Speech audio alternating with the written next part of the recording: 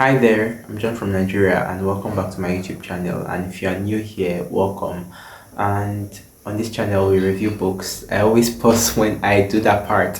On this channel, we review books and book reviews, book shenanigans, book hauls, bookish things essentially. And today we'll be doing my August wrap up. So for the first time, I am giving a wrap up on time the month after it is due. And yeah, so I'll just launch right into it. And if I'm wearing the shirt in the next video, maybe it means I probably filmed two videos at once. And before this, you will have seen a certain Taylor Swift related video I did pairing books to Taylor Swift lyrics, because many people do not know. I got a comment saying they did not peg me as a Swiftie. I used to be a much bigger one, but I've been listening to her for I think about 7 years now, since maybe 2017 when I was like 13, 14, and just I have probably grown more and more in love with her music, more for the music than for the person. I do like her the person, but I think my primary thing is the art, and she's probably like the most important artist to me. I used to have a much bigger obsession, but it's like less now, which is much better. But yes, on the August wrap up part, I read 3 books. And the first book I finished was Night Sky with Exit Wounds by Ocean Vuong. Ocean Vuong is an author, poet, and I had a certain preconceived notion about Ocean Vuong, seeing a lot of like his quotes from Instagram, quotes from his books from Instagram, and I really disliked them, especially when I saw quotes from On Earth We Are Briefly Gorgeous, and I wrote it off. I said I was never going to read that book. But I think last month, I don't know why I chose to go for it. I cannot remember, but I think I was looking for something short, and I was like, okay, let me test his poetry first and see. And so I read this poetry collection, and oh my god, I had big feelings, many feelings. It's a collection that it looks at, I think it looks at a specific, I think it's a collection that there's a specific individual at the center, and it talks about love, it talks about family, it talks about heritage. Like, I think most of the collections veer towards the part about family and heritage and linking these things to like love and like falling in love. And I don't know if you hear any noise, like rain is falling at the moment. I think it's a collection that looks at heritage, love, falling in love, and it looks at many things, but like the most significant thing for me, like that I picked up from the collection, it looks at, there's this recurring theme of a father, like the writer, the person who is speaking, referring to the father. So it's divided into 3 parts, and the first part, there's like this at the beginning, there are these few poems that kind of describe a person and the people he comes from, that his, let's say, his mother and his father. And there's one poem that kind of gives this kind of story. It's a poem, but it's kind of a story as well, that talks about how they fled Vietnam and met each other and found each other. And I was not sure if it was like speaking about Wong, or maybe it was like from a character sense, which I think can be done. But I think I read something about the basis for the collection after, which I cannot remember now and I cannot check. But that significant poem, I think that significant portion, those first few poems, kind of, I think, inform a lot of things that go on from as the collection goes along. And the reference to the father comes back a lot, and it made me wonder if like he had a present father or an absent father, and like kind of you can see there was probably like a stronger relationship with the mother, that's the narrator and his mother. The writing, as that's the center thing about poetry, the writing is, it is intense, it is very evocative. There's like some very sharp imagery, like you see a line like your fist choking the dark, things like the body is a blade that sharpens by cutting. There were just so many lines. I was floored. I think I've never been so wrong about a writer before reading Night Sky with Exit Wounds, and I felt very I felt kind of bad because of what I thought about him going into it, and it's just like an author has never told me to shut up in such a manner before. My favorite poem from the collection, while there were a couple, my favorite was Because It's Summer, and I think what I experienced reading this poem for the first time is kind of representative of certain books that have made certain impacts on me, and I have not felt that way in a long time, like reading a book that so many visceral emotions. I did not know what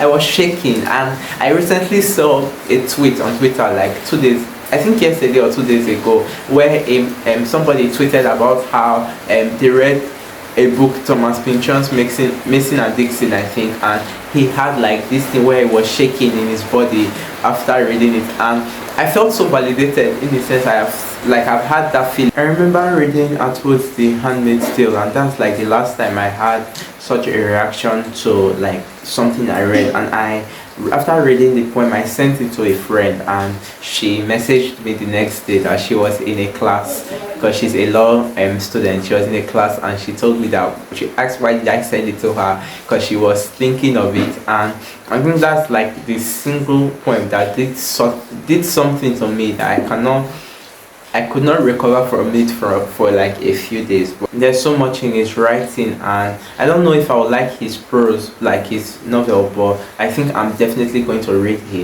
another of his poetry collections. I know I'm not like selling it, but it's essentially like a collection that it gives you a look at a boy's life. I feel it's a boy's life because it's a boy, a man who is referenced like as the poems go along, and it gives you a view of a boy's life, where he originates from, who he originates from, and how these things culminate like to shape his like present life. And so much, like I said, so much reference to like his life history or the history of the people in his life. And they are like the occasional poems that I think there was a poem here and that says like there was a line that said there's so much I want to tell you, that reminded me of like Richard Saikin, because I'm not done with it, but I've been reading Crush, Saikin's poetry collection, for a while now, and it reminded me some lines here occasionally reminded me of like Saikin's writing. And I think Saikin was the first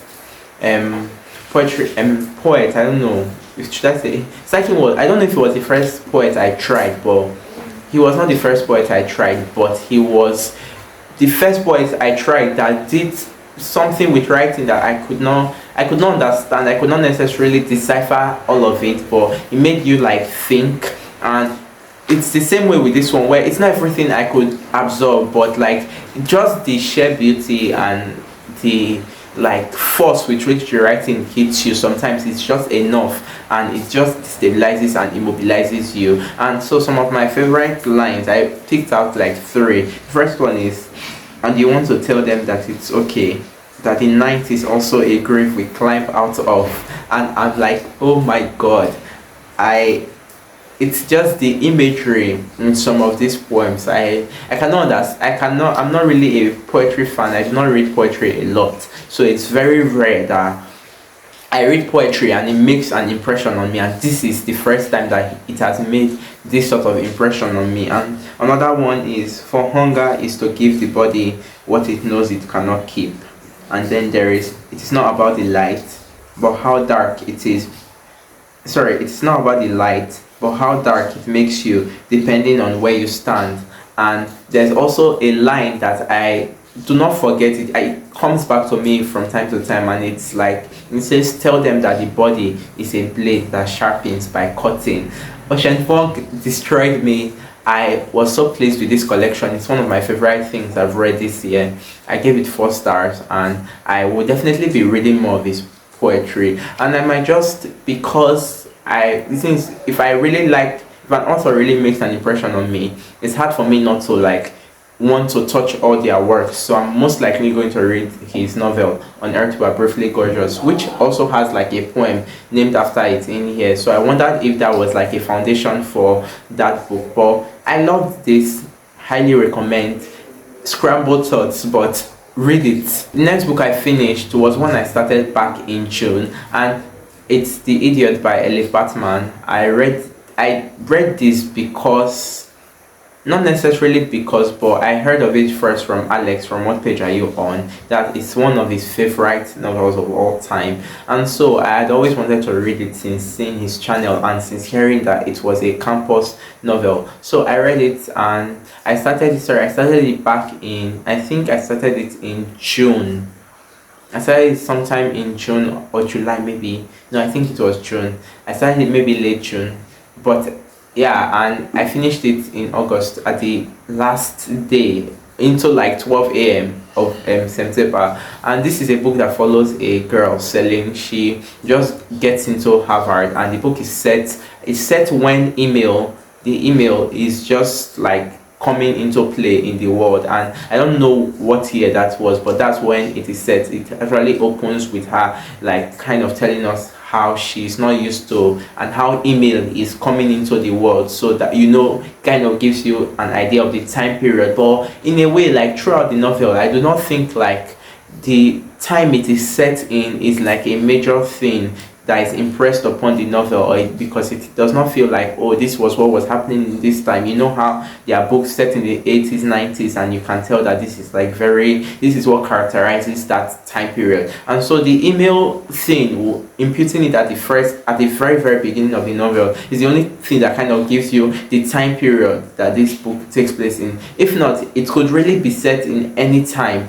And it follows Celine, who gets into Harvard, and we follow her during her first year in Harvard, and it's just all the things she gets up to, being an academic student in a school that is so prestigious. But also another thing that I found after getting to the end of the novel was how you hear of Harvard University and how it's like very prestigious, and how like the acceptance rate is very, very, very low, and it's very hard to get in there. But the sense of Harvard as a place, and how prestigious and how difficult it is, and the kind of brains you meet there, it is not something that is like pressed upon the novel. It is really a student who in a first year of college, and just how she's developing over time. I think she's about 17 when she gets in, and so it follows her from that time. And we start at the fall semester, which is the first semester of like the US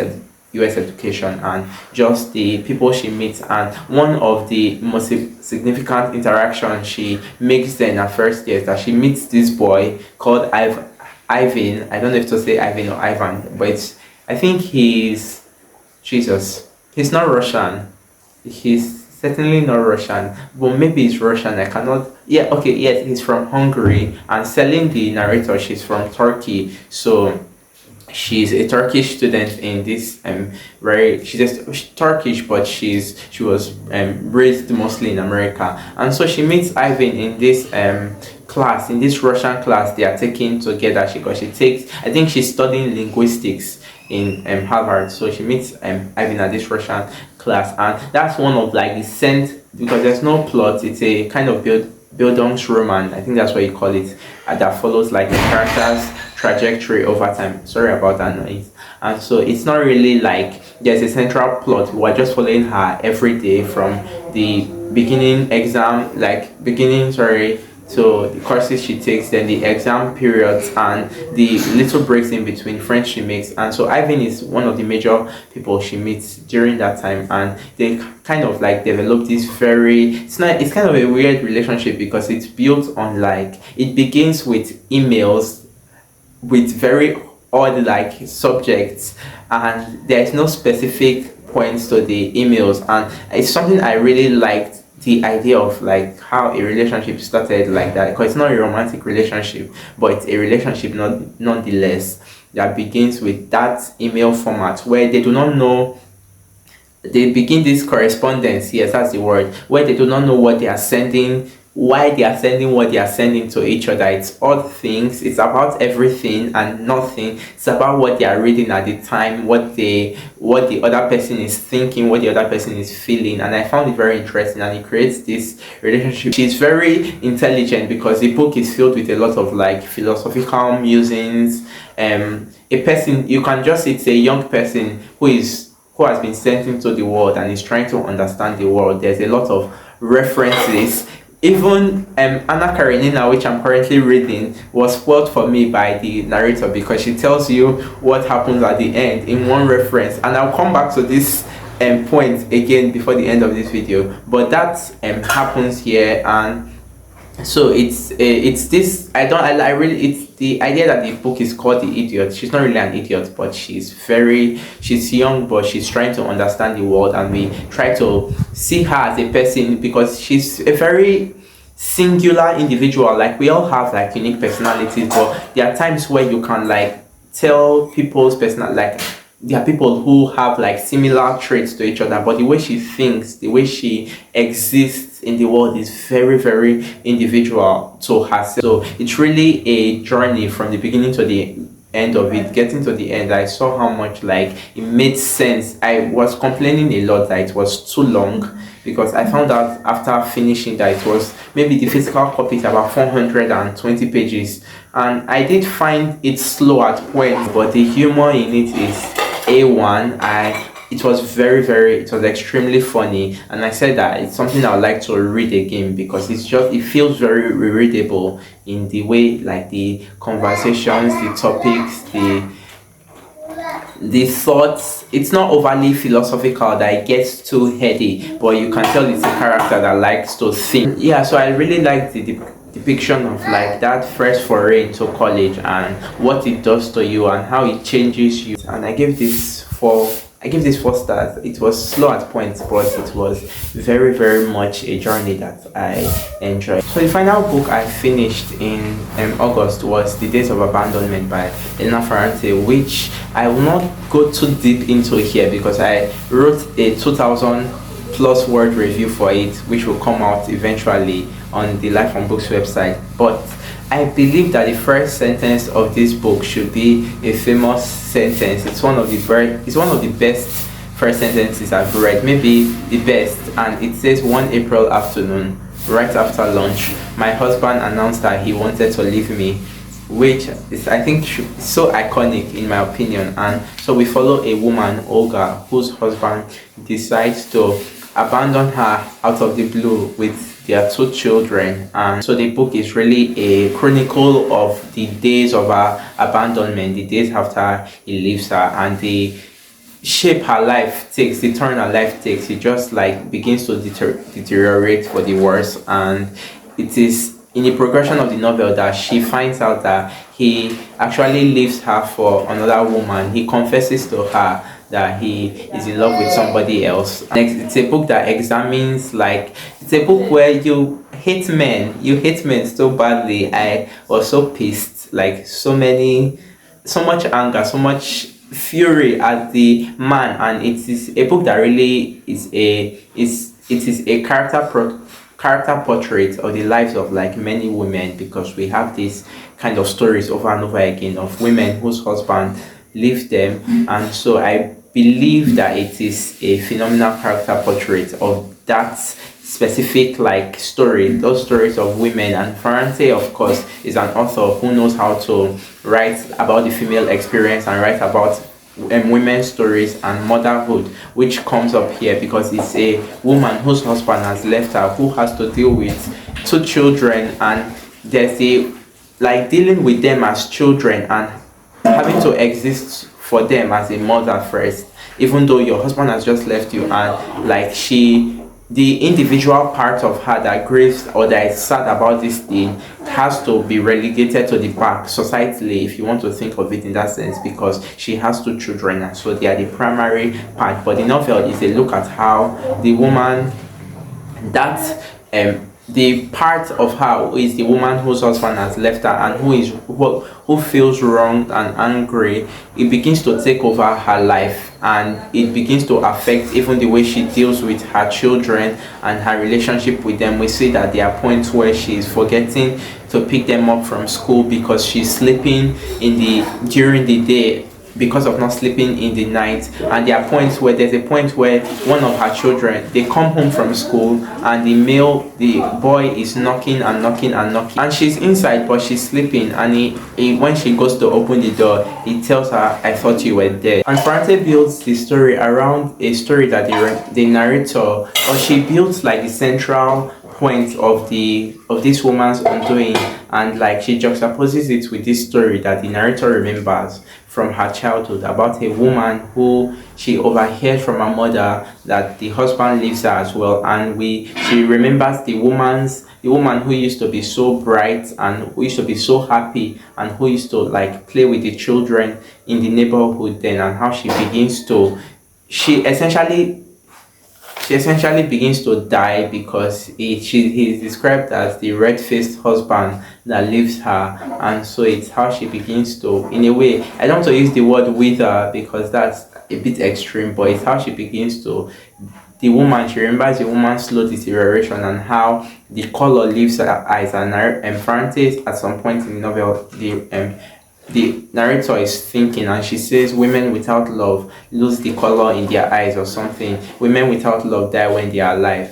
I think something around that angle. And so it is how this husband operates their life, and it is a very painful novel to read because you think of like the amount of women who this has happened to, and it is phenomenal in how it shows this brutal and crushing, even though it is not like you think, let's say, sad in the grandiose make you cry sad, but it is sad in the makes you very angry sad. And I do not think a book has made me feel this way in a really long time, or ever, because there were certain emotions, very visceral emotions I felt. I wrote after reading it, there was a point where I felt like I was going to use my head to hit my headboard because I was very angry, very upset. It is the way women, it is history, it is women being wronged over and over and over and over again by terrible men. And I don't know, I'm trying not to say too much about it because I think I've put all my heart into my review. So when it comes out, I'll surely share it here. But the highlight is that this was the highlight of the novel. The highlight is that this was the highlight of the month for me, and it's my reading highlight of the year so far. And I gave it 5 stars, big 5 stars, and I loved everything about it. This is my second Ferrante. And I know that the Neapolitan novels, which these are them, my chair is covering them, but these are them. I know that these are the golden ones, and I want to read those ones, but at the same time, like, I think this one, it appeared on the New York Times list towards the bottom, but I think it deserves more praise. It deserves more acclaim. It is such a masterful character portrait. I don't think I've read anything done in this format, and I recommend it highly. And so that's all the books I read in August. And thank you. I know this might be a bit long, so for 3 books, and I'll try to make myself cut it down so you will know from the previous. But I hope you enjoyed this video, and if you did, please like, comment, and subscribe. And also thank the people who watched the last video, because the views are increasing, so I'm very pleased.